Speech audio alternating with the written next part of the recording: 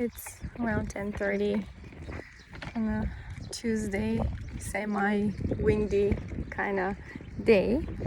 Much better than yesterday. My twinnies are already asleep. And yeah, we got some poppies and dandelions to blow on the way. The wind is kind of chilly, so that's why when they're sleeping I cover them up. But tomorrow and Thursday is going to be really rainy, so getting the chance to take the little ones out for a walk while I still can.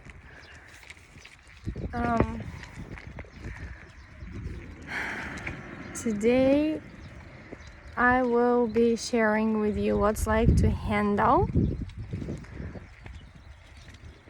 the meltdown of twins. Recently, my baby boy, I'll just start with the words, I love them so much. I'm so grateful for them. They are a true blessing in my life, as it is right now. I just love them to death. I love them so much. It's a bit windy, so I apologize for the the sound that comes with my voice along with it, and the other sounds around. Sorry, it's just fields, and kind of like tomb area. Recently, my baby boy started this attitude, and I receive emails weekly from the baby center app, which I don't really use anymore because I use it to track down the pregnancy and the development of the fetus and the developing of the baby inside of the tummy. But then once my babies are out, I delete it. So I've done it like 4 times and unfortunately they don't really have so much specific information about twins developing. They skip some weeks and then they just go up to 36 or I think, and that's it. And they have a picture of the belly and whatever. But after that you still receive an email and you could unsubscribe, but I prefer to receive some information so that I can be reminded of some things. And I just read this past week how when they hit 15 months old, out of a sudden, they start not liking the fact that people choose what they should wear, what they should eat. I mean, they can see now more, let's say, choices. There's more input into their brain, knowledge of what's around them. And so they start developing emotions, not always happy and cheerful all the time. No, you see the true colors of tantrum. And so I read that, and lo and behold, right after I read it, this boy, I mean, it's just something clicked in his head. It's like somebody pushed like an invisible button on somewhere in his body. He became this person that I was like, what? I was like, no, that's not my baby boy. That's like somebody possessed it. It's just there's like a demon inside of him. No way he's capable of doing that. It happened like last week for the first time. Yeah, right after I read that email, I was like, thank you for reminding me and thank you for giving me a heads up, because I was not ready for it. I don't know what was his deal. Maybe it was a mix of him being tired, hungry, and in need of a change of diaper. So when all that is going on, we're like, and that's in the evening, right? It's just me and my kids at the house, and he was throwing himself on the couch. He was making rounds around on the hallways of the house, hiding into places that are like secluded, kind of. Looking at me with like those like eyes, like I don't know how he got those faces, even figure it out. He was like looking at me like this with tears, and if I want to hold him or to hug him, he just pushes me away as hard as he can. And I was like, what is going on? So I kept holding him, but then when somebody's pushing you away, it's like your arms get really tired. So I just drop him on the floor, and he starts getting the laundry basket that thankfully was empty already, and he started like throwing it all over the house for no reason at all. So I was like, yeah, that kid is possessed. That's not my boy. I'm sorry. At that point, I just had it. And so changed his diaper, tried to put something in his mouth. He eventually came along.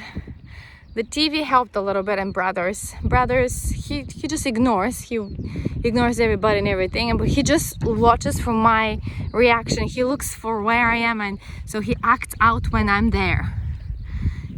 And so I was like, dude, I understand you cannot communicate with me yet, but that's not the way. I can't figure it out when you're like that.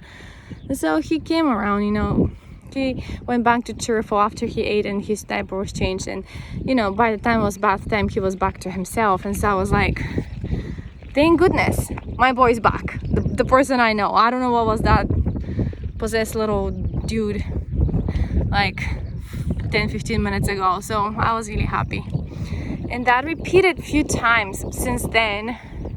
He does the eyes, and he turns his head, and he throws things, but like he's not picky with what clothes to put. I can see my baby girl kind of like has like this, she leans towards like picking up, like she opens her drawer where her clothes are, and she would like pick socks. For now it's just socks. Thank goodness it's just socks for now. She just picks up her socks and her brother's socks, which means let's go out, because we wear socks with shoes, because otherwise shoes would be really stinky without socks.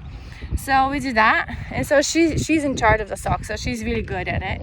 But I can see how she's like, on Sunday I had few dresses for her on the floor to pick which one she likes to wear for sacrament meeting. And so she just looked at him. She didn't pick one yet, but I give her the choice, and so I will do the same thing next time too, so she knows she has a choice. Yeah. And she's pickier with the food too. He opens his mouth for pretty much everything, but she doesn't. And she's a fruit monster, by the way. That's why there will be no strawberries in our place growing to the last phase where they're ready to be eaten, because she picks them up from little tiny teeny beads. I don't know, that girl. She eats it. She eats it like that. But I don't know how other parents do it, with moms especially, because they're the main caregiver. I don't know how they handle tantrums, especially when you have twins. But so far, I'm grateful that when he does that, when he falls into that black hole, I would say, I don't know, something sucks out his cheerfulness. When he falls into that attitude, she's okay. She watches him, and she's completely calm, and she just sits on the couch with her brothers or with a book, or just watches TV. She's content, and I'm grateful for that, because I cannot imagine both of them going through that at the same time. It would be horrible. The only thing that my baby girl sometimes feels like she wants to be held all the time. She has those days where she wants me to hold her a lot, but that is usually because she is a bit tired since she woke up, like she feels tired, and so she just needs comfort. Other than that, she's good. She's good to go always. And so yeah, I have to say, if I have to, I'll be honest with you guys, I think it's easier for now. It's easier to deal with my baby girl than my baby boy, because he's just working through his emotions now, and it's hard. It's really hard. Last night,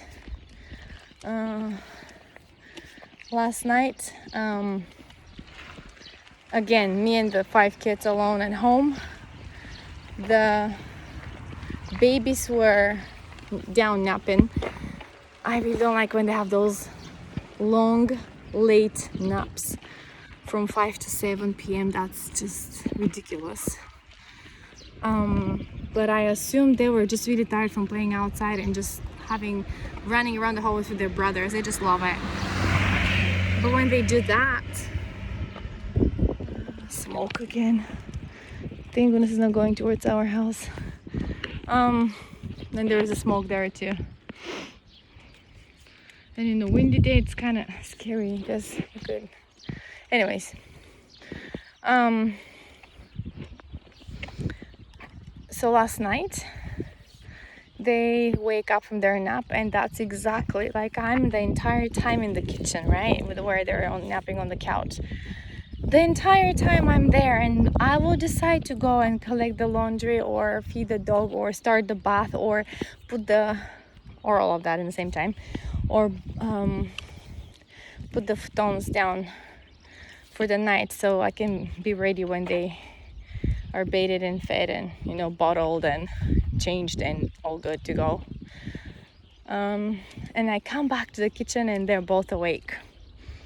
But what you see is 2 really grumpy faces, because they're, in reality, what I think happened was like their bodies were awake, but their mind was already asleep for the day. I think they were already done with the day. It happened before too, like going to bed early.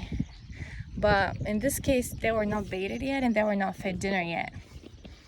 So at 7, they wake up and they start crying, but especially him. He was screaming so hard, and he wants to be held, but then he doesn't let me hold. I don't know, it was just really weird, like pushing you but like wants to be around and just throwing his body on you, and like, what the heck. And of course my baby girl was crying too, but she has her blanket comforter. That helps a lot, and she was more content, but she did cry a lot.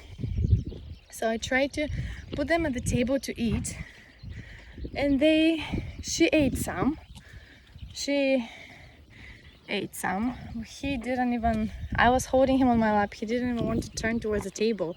He just wanted to hug me towards me and just sit there. I'm like, but then my baby girl saw that and she wanted to be on me too. I'm like, you guys, I'm not your high chair. And I don't have the capacity. I'm not that big. I mean, I'm bigger than before I had babies ever, but I'm not that big to accommodate both of you on my lap. So it's really hard. They're getting bigger and bigger, and it's harder. And so I kind of fed her something, and then I just had it. The scream is really loud. The TV is on. Somebody in the room is playing a game really loud on the phone or game device. I don't know what it was, but when there's so much noise together at the same time, I just shut down, you know. So I told the babies, I'm gonna put you down now on the floor, and then I'm gonna get ready and take you to the bath. And I was really hoping in my heart one of the boys would jump in and say, okay, I'll help, which my oldest did. So I grabbed the baby girl, he grabbed the baby boy, who was twisting, and like when he's like making those really sudden movements backwards and stuff, I get really scared, because if he does that in the bathroom, he might crack his head somewhere, like if he falls on the hard floor or the walls or the bathtub, I don't know. And so, but I wanted to also watch them both together at the same time. But if he was like doing that, which is dangerous, I probably, if nobody stepped in to help me, I probably would just bathe them one by one. You know, those are like so little insignificant things for somebody. If somebody's listening to this, they'll be like, oh my gosh, this woman, do you have anything else to do? They'll explain on the whole world how you're bathing your babies. Yeah, you guys, maybe for somebody it's nothing, but this is my life now.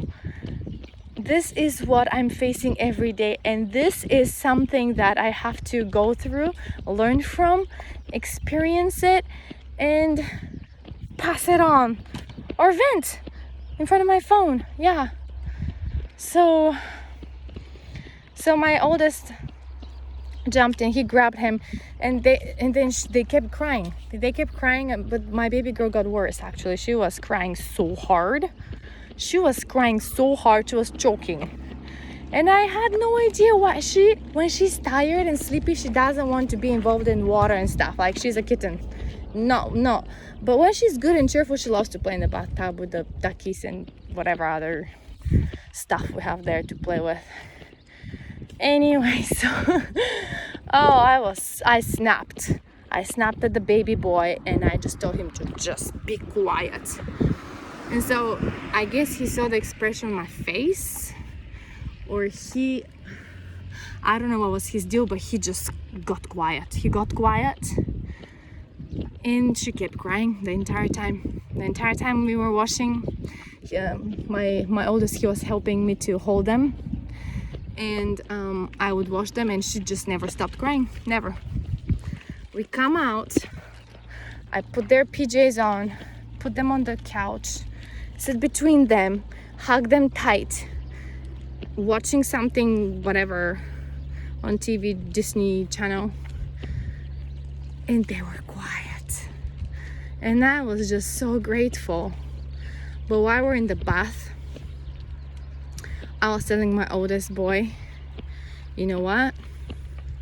Under this circumstance, just me being alone in the house with my kids, with a husband working in the evenings, I think if I didn't have you three first, and I had just twins as my first babies, I think I'll be dead by now. In all honesty, insanity will catch up with me in no time, and I'll be probably either in a mental hospital or dead by now. And so he goes, Mom, I think the Lord knew he knew all that. So he did what was the best for all of us. And so that 10-year-old wise boy just said it in one sentence. The Lord knew his job. He knew that I had to have an experience with 3 boys before the twins come. Yeah. And I'm gonna pass through this little twinkling whatever fire somebody put here to get their garbage waste done with. Lovely smell.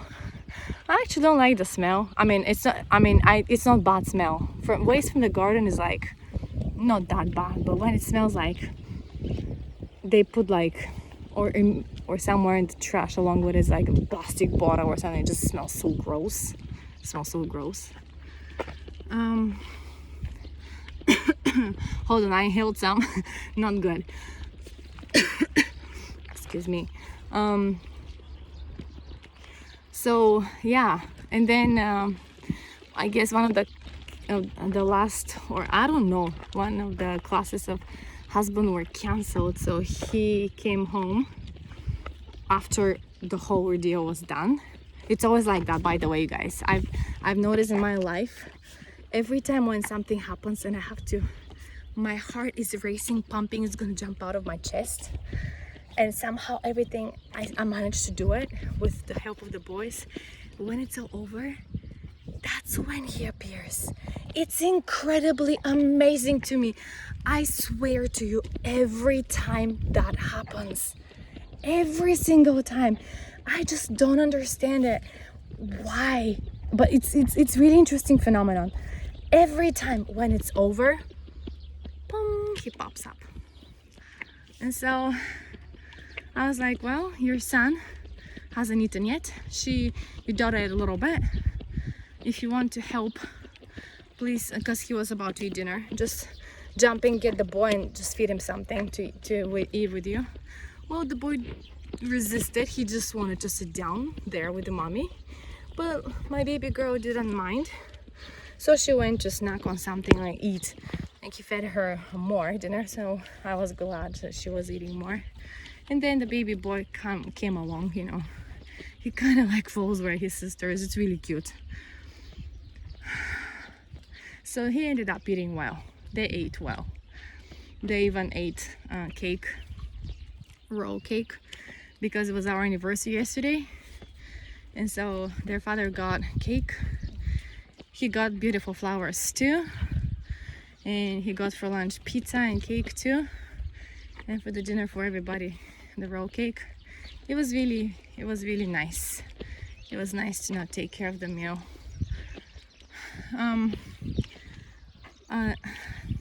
So they ended up eating well, and they played a little bit. They got cheered up, and they were back to their normal selves. I mean, I guess they were just completely awake by that time, and their body was ready to roll with some more hours of play. But around, that was like after 8:30, so at 9:30 I gave them their milk and placed them to sleep, and they actually fell asleep pretty fast. I got quiet and I played with them a little bit, giggled, tickled them, and I decided that I'll be grateful from then on. Since last night, I'm grateful for every moment when they're happy, because when that happens, those tantrums, I just seriously want to leave the house. To be honest with you, they're not my first kids, and I've seen that over and over and over again, and it's really tiring. I just want to cry. I just want to, you know, go to the bathroom and just lock myself there and until they stop. Because sometimes, to be honest, I feel like they're doing it when I'm there. When I'm not there in the room, they're just fine. They're quiet. They can play with their brothers. They could murmur a little bit, but like they know when mommy's there, their needs are coming up to, oh, now I'm gonna cry because my diaper's big, oh, I'm gonna cry because I'm thirsty, or whatever. So yeah, I don't know how the people do it, but I have to tell you, there are days and days. Sometimes I handle it with a smile and lots of patience. Some days I feel like I just want to bear myself out somewhere alive, seriously. And I'm sure all moms go through that, and that's what I meant before in videos before, when I tell you to find yourself, because when you lose yourself and all that commotion going on every day, it becomes like a habit. So you honestly, you become the person that makes sure that everybody is fed. Even if they start growing up, you keep doing that, because it's just this habit that you've been doing for years and years and years and days and weeks and months. And as time rolls, and your body is trained to do that. Like, I fed, did you go to the bathroom at least once a day for number two? Do you drink enough water? And then my older boys, they're like, every time when I ask them those questions, they're like, Mom, I'm like, I'm sorry. But I track those two and their, you know, needs all the time. Like, I know before we go for a walk, we have to change the diaper for sure. And after walk, I have to, when they wake up, I have to give them to drink, and then prepare the lunch for them. And you know, like, I know the routine, but then when those tantrums come, I know it's not my fault. It's nothing to do with me, it's them. But like, I feel like, oh, what did I do? Where did I fail? Like, what did I didn't do right? So it's like my fault, kind of. And I know it shouldn't be doing that, because it's not helpful at all. But at the end of the day, when it's all over and they're as fast asleep, I just kiss them and hug them and just sleep with them. I'm grateful they're there. I really am. Who cares who I am and what I want? It just doesn't matter. It really doesn't. I actually am to the point where I'm okay with me being the way I am now, because my kids are well, growing well, healthy, getting smarter, gaining knowledge. It's cool. Those two growing up. That's my legacy. That's what's gonna go behind after me. Nothing else. No degrees, no titles will matter, really, honestly. And my mom keeps telling me that too. She has like how many years of practice in medical practice already? 40 years? More than that? I don't know. She keeps working still. She's 70 something. She still keeps working, and she told me all of this doesn't matter. Like, you could be good at something, really, really good at it. You could focus all your life on it. It could be a righteous, thing to do to help the world around you be a better place. And yet, what matters the most at the end of the day is what you leave behind you, which is your family. Excuse me. Your children, they're your legacy. Your children, your grandchildren, that's what matters. And so, yeah, I'm not gonna keep this video very long, but maybe I'm just gonna call it, I'm just gonna call this video, I don't know, like something with twins and meltdowns. And I'm gonna also give credit to my boys. They are just great help. When they see them crying, when they seeing them throwing tantrums, they try to help as much as they can. Sometimes in a very annoying way. Hold on, this is a big intersection, so I'm just gonna wait for those trucks and cars to pass. But I don't think I would do it without my boys, because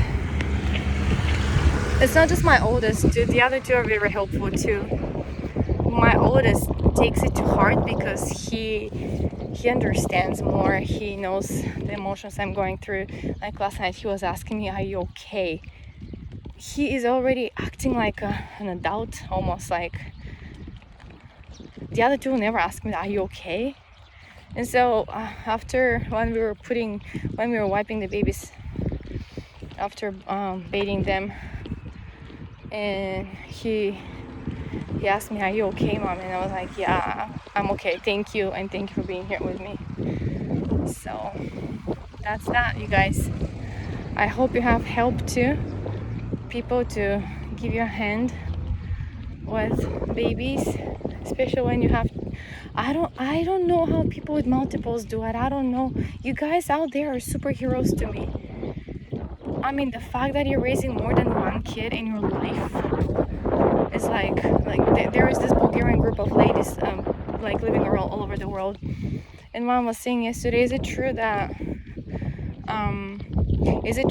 saying that if you have one kid, that's the hardest, and when you start getting more, it gets easier? And other people are like, they were going towards it's not easier, but it's sure a blessing to have them. After you have that kid, you cannot really imagine your life back afterwards, like before that kid was there. It will always feel like empty. Like, I cannot imagine my life without those two anymore. No way. They're part of who I am, and they're part of me, literally. Even though I was totally fine with 3 boys, I was totally fine with them, just living my life, going to work, taking care of them. They were growing, it was fine. And then boom, those two come. Like, what? I was scared to death.